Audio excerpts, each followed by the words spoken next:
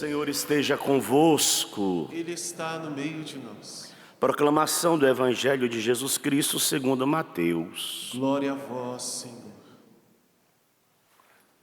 Naquele tempo, disse Jesus a seus discípulos: Eis que eu vos envio como ovelhas no meio de lobos.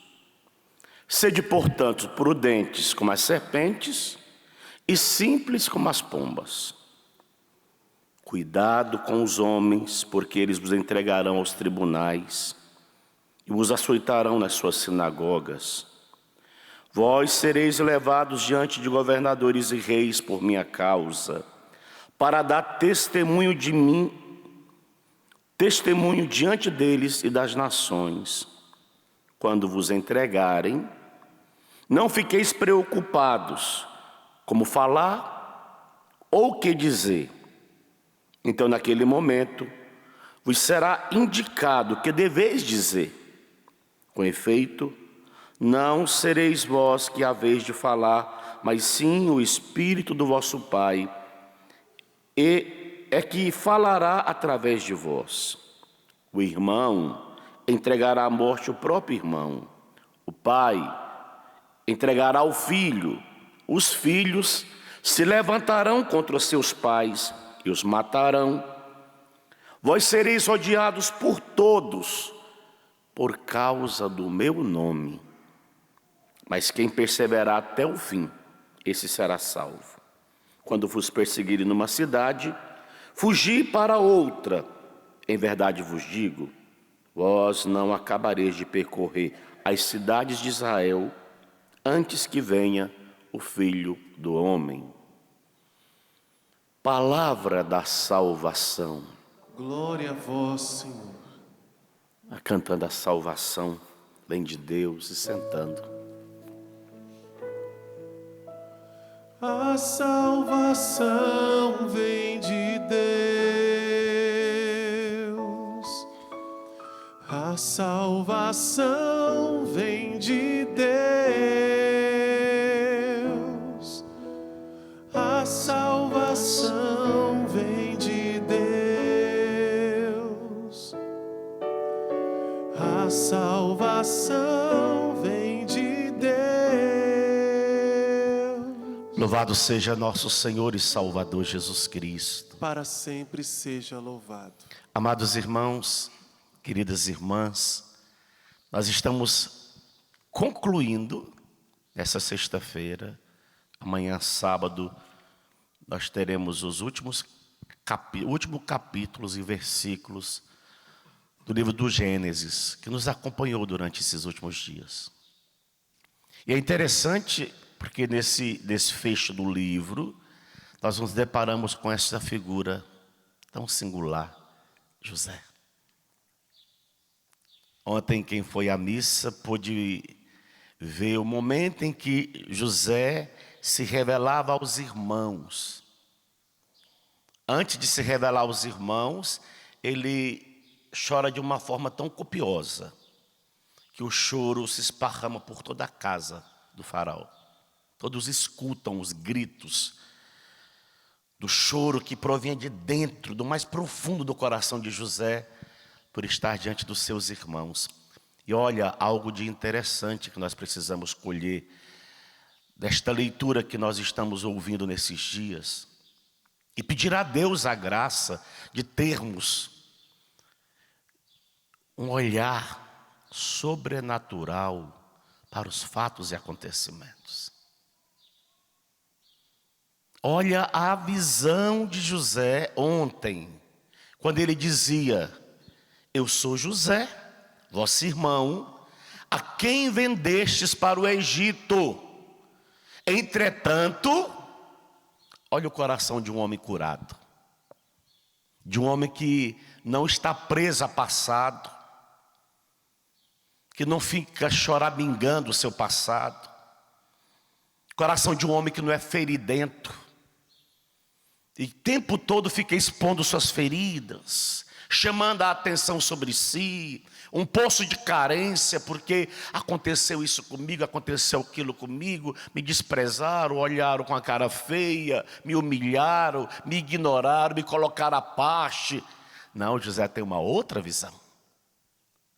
E nós precisamos pedir ao Senhor esta visão sobrenatural dos fatos e acontecimentos.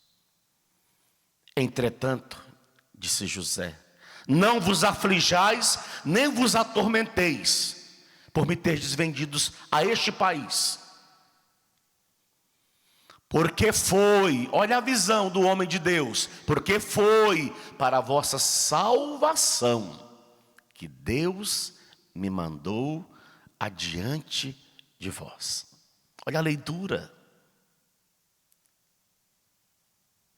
Nós precisamos pedir ao Senhor esta graça, porque senão a gente vai ser eternamente um povo ferido.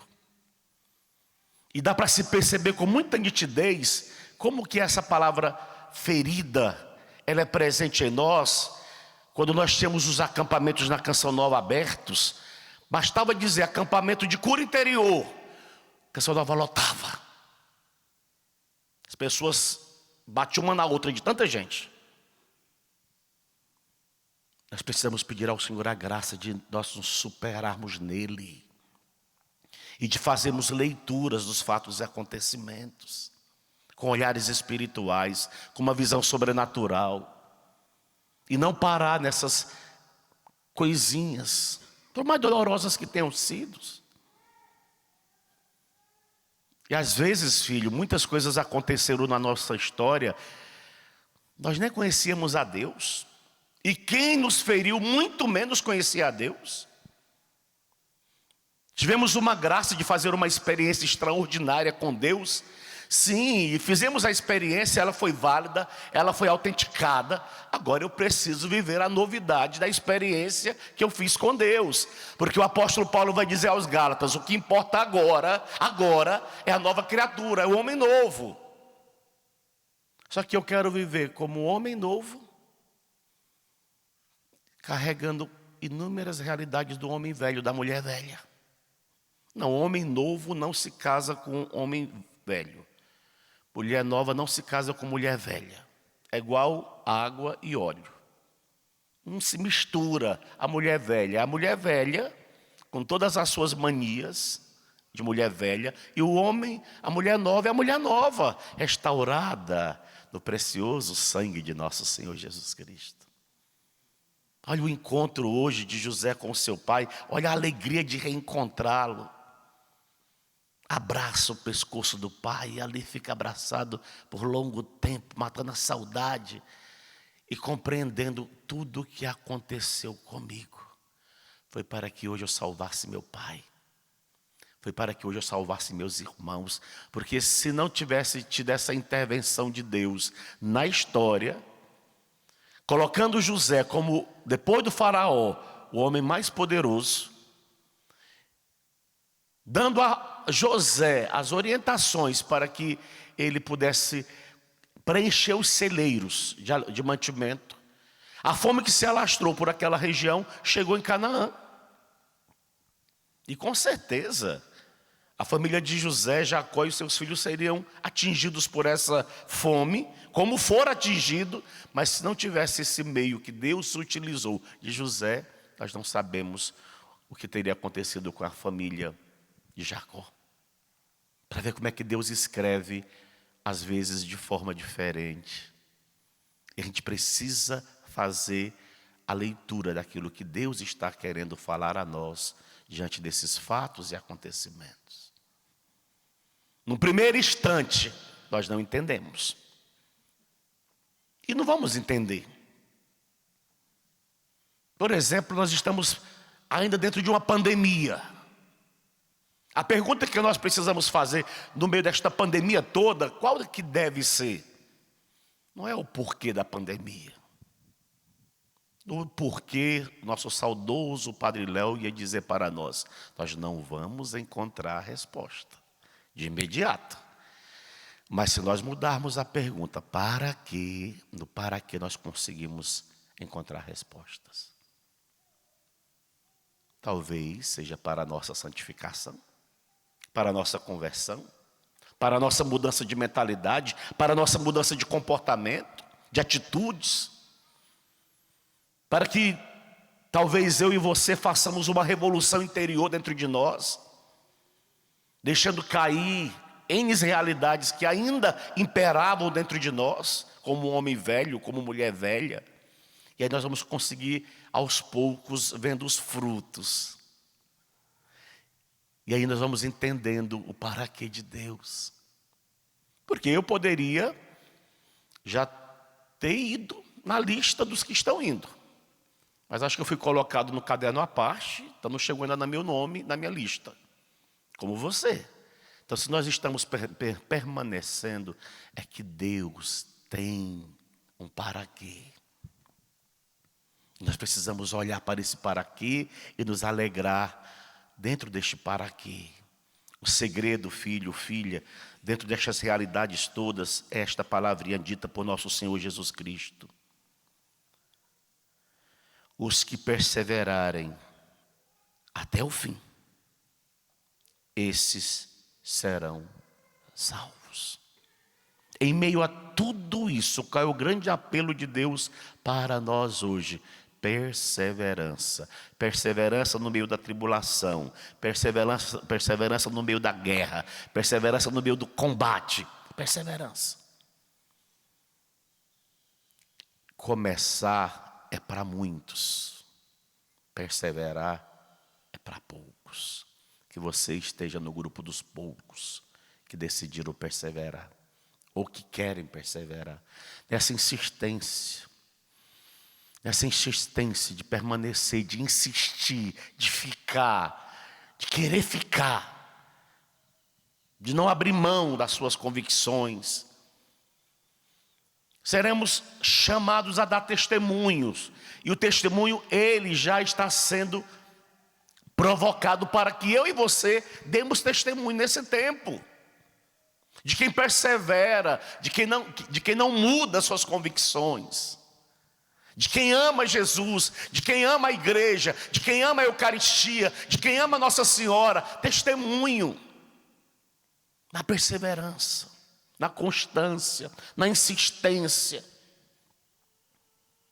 E aí, pela nossa perseverança, a gente vai colhendo os frutos aqui, um outro fruto acolá, porque estamos perseverando. Que nosso Senhor me ajude, que nosso Senhor lhe ajude a perseverar nesse tempo difícil. Nesse tempo difícil. Vai passar, vai passar. O Egito está passando por um tempo dificílimo.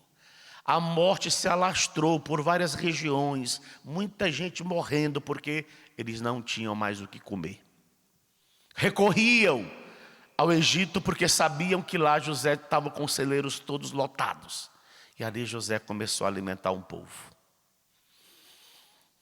E por causa dessa postura de José, uma multidão pôde ser salva. Por causa dessa minha postura de perseverar, de você perseverar, uma multidão também pode vir a ser salva pelo nosso testemunho de perseverança. Olhando para nós, eles se questionarão por que eles perseveram. Eles vão entender que o motivo da nossa perseverança é Deus, é nosso Senhor Jesus Cristo. José tinha tudo para chutar o balde e não chutou. Tinha tudo para ser um feridente e não foi. Mas ele perseverou naquilo que eram as suas convicções interiores. José, mesmo morando na casa do faraó, mesmo diante de tantos outros deuses, ele conservava dentro do coração dele as suas convicções como um bom hebreu. Nosso Senhor nos dê tamanha graça. Louvado seja nosso Senhor Jesus Cristo.